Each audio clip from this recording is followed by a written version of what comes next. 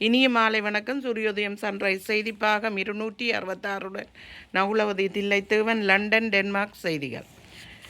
Denmark செய்தி. மாட்சிமை பொருந்திய டென்மார்க் ராணி மார்க்ரெட் வைத்தியசாலையில் அனுமதிக்கப்பட்டிருக்கிறார். 86 வயதான ராணி இப்போது கடந்த வியாழன் அன்று வைத்தியசாலையில் அனுமதிக்கப்பட்டார். இவர் கொப்பன்காவன், அதாவது தலைநகர் பகுதியில் உள்ள வைத்தியசாலையில் கண்காணிப்பு மற்றும் மேலதிக பரிசோதனைக்காக இந்த வாரம் முழுக்க அங்கே இருப்பார் என செய்திகள் தெரிவிக்கின்றன. கிறிஸ்டியன் ஸ்போக் மாளிகையில் மன்னர் பிரெடரிக் பிலிப்பைன், மொரோக்கோ, போர்த்துக்கல் மற்றும் ஐக்கிய ராஜ்ய தூதர்களை சந்தித்து உள்ளார். சுவிட்சர்லாந்தில் யூரோவிசியன் 2026 ஆண்டு மாபெரும் இறுதிப் போட்டியில் டென்மார்க் நடுவர் குழுவினர் அந்த முடிவுகளை அறிவிப்பதாக செய்திகள் தெரிவிக்கின்றன. ஜோஸ்முஸ் ஜலசந்தி பாதுகாப்பு பணியில் இணைய டென்மார்க்கும் தயாராக உள்ளது. இங்கிலாந்து, பிரான்ஸ் ஆகிய நாடுகளுடன் இணைந்து பணியாற்ற இருப்பதாக தெரிவிக்கப்பட்டிருக்கிறது. கடற்கரைக்கு அப்பால் இறந்த திமிங்கிலம் காணப்பட்டது. 14/5 வைகாசி மாதம் ஜெர்மனியில் கவனத்தை ஈர்த்த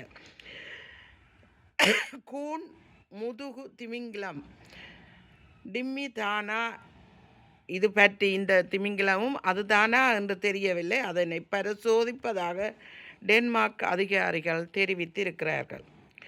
டென்மார்க்கும் ஸ்பெயினும் சேர்ந்து நைதரசன் வழித்தடத்தை உருவாக்கியுள்ளது. இது கிலோகிராமுக்கு 2 யூரோ என்ற விலையில் ஐரோப்பாவில் பசுமை நைதரசனை வழித்தடத்தை உருவாக்கி இருப்பதாகவும் புதுப்பிக்கத்தக்க நைதரசன் உற்பத்தி மற்றும் ஏற்றுமதி சாத்தியமாகும் எனவும் ஐரோப்பாவில் பசுமை சந்தைக்கு இந்த நைதரசன் அமைப்புகள் கூடும் எனவும் தெரிவிக்கப்படுகிறது.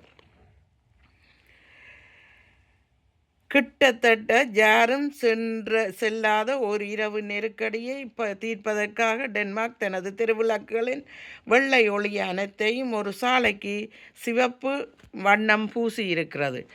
காரணம், அந்த வெள்ளை வண்ண பூச்சுக்களினால் வௌவால்கள் தமது அனைத்து சாலையையும் நகர்ப்புற ஒளி பாதையை தடுப்பதாக இதனால் சிவப்பு வண்ணம் பூசப்பட்டிருக்கிறது.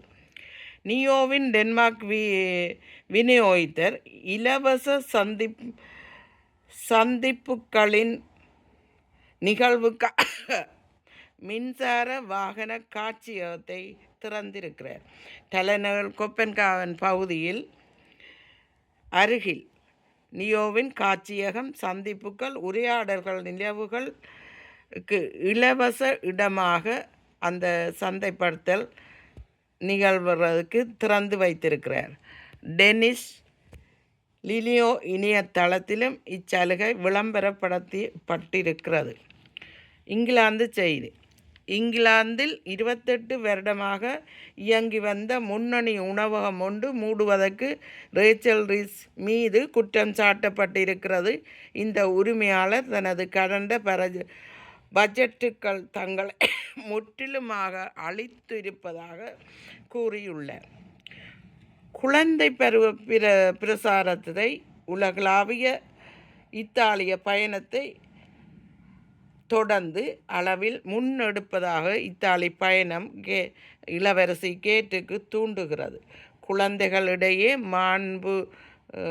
மானிட பிணைப்பை பாதுகாக்கும் தனது பணியை தொடர்ந்து வேல்ஸ் இளவரசி எதிர்கால பயண இடங்களை பட்டியலை கோரி உள்ளார். இங்கிலாந்தில் வர இருக்கும் வங்கி விடுமுறையின் போது வெப்பநிலை அதிகமாக இருக்கும் என்றும் 29 பாரன்ஹைட்டுக்கு மேல் இருப்பதாகவும் வானிலை அறிக்கை தெரிவித்திருக்கிறது. இங்கிலாந்தில் காண்டோ வைரஸ் அறிகுறிகளுடன் உள்ள வைத்தியர் ஒருவர் லண்டன் மருத்துவமனையில் சிகிச்சைக்கு அனுமதி பெற்றிருப்பதாக செய்திகள் தெரிவிக்கின்றன. நன்றி, வணக்கம். மீண்டும் ஒரு செய்திகளுடன் மறுவாரம் சந்திக்கும் வரை விடைபெறுவோம். நான் நகுலவதி தில்லைத்தேவன்.